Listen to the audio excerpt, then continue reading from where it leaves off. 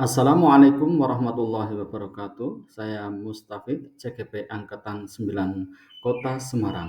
Dalam hari ini kami akan menyampaikan koneksi antar materi modul 2.1. Pembelajaran berdiferensiasi. Di dalam koneksi antar materi modul 2.1, pembelajaran berdiferensiasi. Apa itu pembelajaran berdiferensiasi?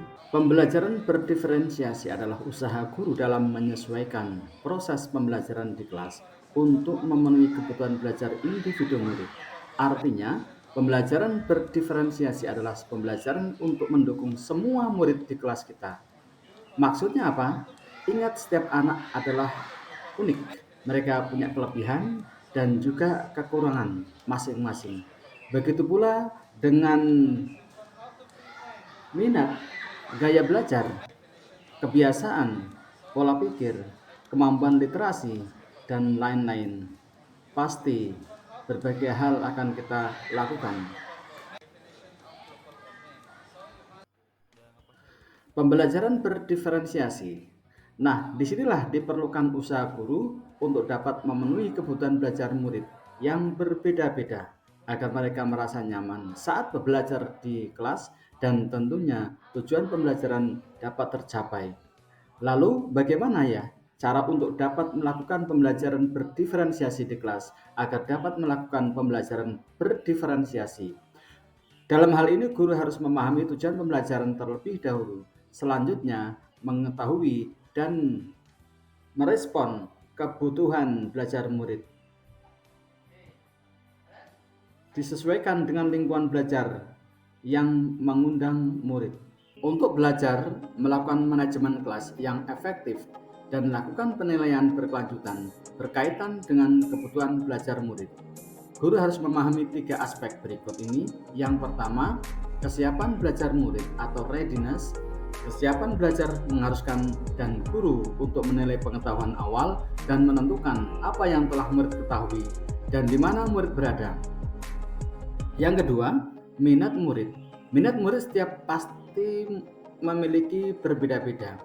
Minat dalam hal ini adalah salah satu motivator penting bagi murid untuk terlibat aktif dalam proses pembelajaran. Dan yang ketiga, profil belajar murid. Profil belajar murid berkaitan dengan lingkungan budaya, gaya belajar, dan kecerdasan majemuk yang berbeda antara satu anak dengan yang lainnya.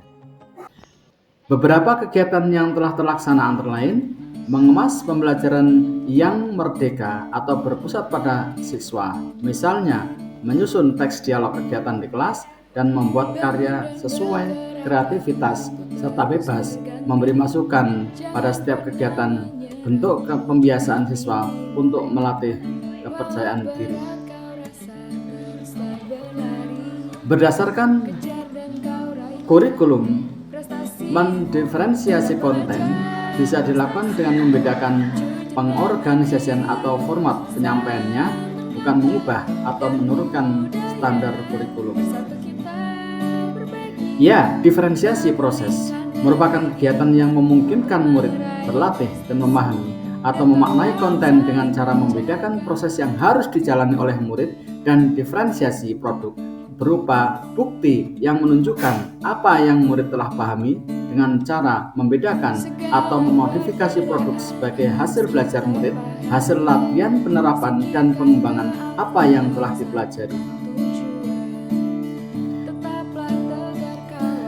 Adapun refleksi dari modul 2.1 yaitu pembelajaran berdiferensiasi. Adakah keterkaitan antara modul pembelajaran berdiferensiasi dengan modul-modul yang lain? Tentu saja ada. Untuk dapat melakukan pembelajaran negosiasi, maka guru harus berusaha memenuhi kebutuhan belajar akan sesuai dengan kodrat alam dan juga kodrat zamannya.